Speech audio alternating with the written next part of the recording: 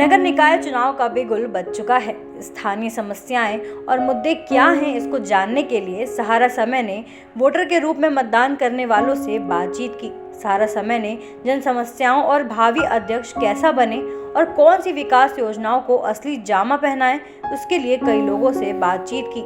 प्रयागराज में आगामी निकाय चुनाव को लेकर जन समस्याओं पर आम जनता से खास बातचीत की गई, जहां पर आम जनता से विकास के मुद्दे पर चर्चा की, जिसमें सभी आम नागरिकों का कहना है कि इस नगर में विकास के नाम पर पिछले महापौर ने बहुत काम किया। अब देखना ये है कि 4 मई को एक अच्छे महापौर और 100 वार्ड सदस्य के चुनाव कर प्रयागराज में अच्छे नगर निगम की प्रत्याशी को भारी मतों से जिताया जाए। आइए सुनते हैं लोगों का क्या कहना है। 4 मई को प्रयागराज में नगर निकाय के चुनाव है और जिसमें महापौर के लिए और 100 वार्ड के सभासद के लिए। अब इसमें 4 मई को किन की भाग की फैसला होती है, आइए यहाँ पे तमाम समूह के हमारे लोग हैं, उनसे जानना चाहते हैं कि उनकी क्या प्रतिक्रिया है। जैसा कि हम लोग देख रहे हैं कि हमारे पिछले महापौर श्रीमती अभिलाषा गुप्ता जी ने किया काम, उनका 2 टर्म था, उन्होंने काफ़ी अच्छा काम किया। उसका स्वयं मैं उदाहरण हूँ कि हमारे यहाँ कुछ दूरी पे बहुत ज़्यादा कूड़े का ढेर था, उन्होंने अपनी मेहनत से यहाँ पर साफ़ करा दिया और अब हमारा मोहल्ला काफ़ी साफ़, स्वच्छ और सुथरा हो गया। तो इसलिए हम अपने पुराने महापौर से काफ़ी खुश हैं। हम चाहते हैं कि हमारा जो भी अगला महापौर आए, वो भी इसी स्वच्छता अभियान को आगे बढ़ाता रहे और हम लोगों को किसी भी तरह की गंदगी या परेशानी से अवगत ना होना पड़े।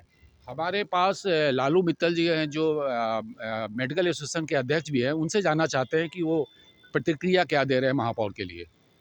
देखिए, निश्चित रूप से जो हमारी महापौर पिछले 10 वर्षों से रहीं अभिलाषा गुप्ता नंदी जी ने, इन्होंने शहर का कायाकल्प किया है और हमारे शहर को स्मार्ट सिटी की रेस में लाने में इनका बहुत बड़ा योगदान है, स्वच्छता में बहुत बड़ा योगदान है और इन्होंने प्रतिदिन घर से निकलकर और लोगों की समस्याओं को समझा है, व्यापारियों की समस्याओं को समझा है। तो जिस तरीके का इनका कार्य रहा है वो बहुत संतोषजनक रहा है और इससे निश्चित रूप से हमारे नगर को और हम सभी को एक नई पहचान मिली है। बहुत शानदार कुंभ कराया है, जिसमें तमाम विदेशों से लोग आए और यहाँ पर उन्होंने प्रयागराज की सराहना की, यहाँ की स्वच्छता की सराहना की और जो भी मैनेजमेंट रहा नगर निगम का हमारी महापौर जी के दिशा निर्देश में, वो बहुत ही अच्छा रहा और मुझे कहने में कोई संकोच नहीं है कि ऐसी महापौर हम लोगों को फिर से मिले। लेकिन जो आने वाले महापौर के लिए जो भी प्रत्याशी हैं, जो भी विजयी होके आए, हम लोग अपेक्षा करते हैं कि जिस तरीके से इन्होंने काम किया, हम लोग व्यापारियों के लिए, डॉक्टरों के लिए, हमारे नगर के लिए, वैसे ही वो काम करें और इस तरीके की हम अपेक्षा के साथ उनको वोट देंगे। कि हम जनता को जागरूक होना पड़ेगा। जब तक हम अपने को सुधारेंगे नहीं, चीज़ें स्वच्छता के लिए सफाई कर्मी सफाई करके चला जाता है और एक जनता अगर ऊपर से कूड़ा डाल देगी तो क्या करेगी, महापौर भी क्या करेगी और हमें सुधरना है।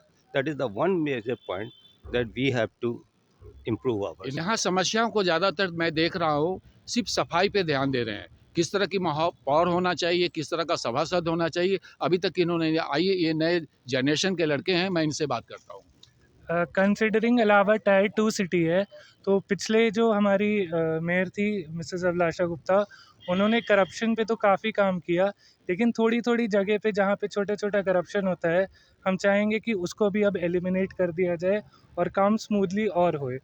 डिजिटलाइज़ेशन हो रहा है, लेकिन हर जगह अभी भी नहीं हुआ है, तो जितना डिजिटलाइज़ेशन होगा इन्होंने डिजिटल की मांग किया है। नए युग के लड़के हैं और ये जानते भी हैं डिजिटल क्या होता है, इनकी सही था। जैसा कि आपने सुना, लोगों का कहना है कि केंद्र में बीजेपी सरकार, राज्य में बीजेपी और नगर निगम में भी बीजेपी होने से प्रयागराज में आने वाले समस्या का निष्पादन सही से होगा। मतलब आने वाले मतदान के दिन 4 मई को उसी उम्मीदवार को अध्यक्ष व सभासद के पद के लिए मतदान कर चुनेंगे, जो विकास की बात कर आम जनता के हित में काम करेगा। आइए सुनते हैं महिलाओं ने किस मुद्दे पर बात की। आइए, मैं यहाँ पे महिलाएं हैं, उनसे मैं पूछना चाहता हूँ इस बार की किस तरह का महापौर। और यहाँ पे भाजपा भी है, सपा भी है, आप पार्टी भी है, कांग्रेस भी है, तो आप किसको चुनना चाहती हैं?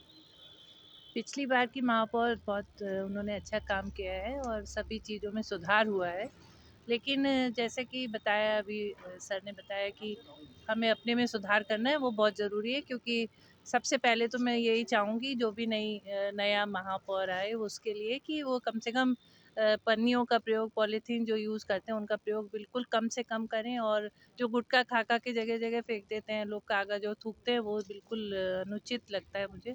तो मुझे तो लगता है कि अपने सेल्फ आपको सुधार करना है, और जो सफाई कर्मचारी हैं और वो सब तो अपना काम करते ही हैं अच्छे से, लेकिन सबसे ज़्यादा तो अपने में ही सुधार की ज़रूरत है, और कागज़ का प्रयोग ज़्यादा करें और पॉलीथीन का कम से कम, झोले का प्रयोग करें, जिससे कि ये पन्नियाँ जो जगह जगह फैली रहती हैं, और जो चाय के गिलास और ये सब प्लास्टिक का प्रयोग इन्होंने कहा कि पन्नी मुक्त प्रयागराज होनी चाहिए। इनका एक मेन अच्छी सी मुद्दा है कि प्रयागराज को प्लास्टिक मुक्त किया जाए। ब्यूरो रिपोर्ट, समय डिजिटल।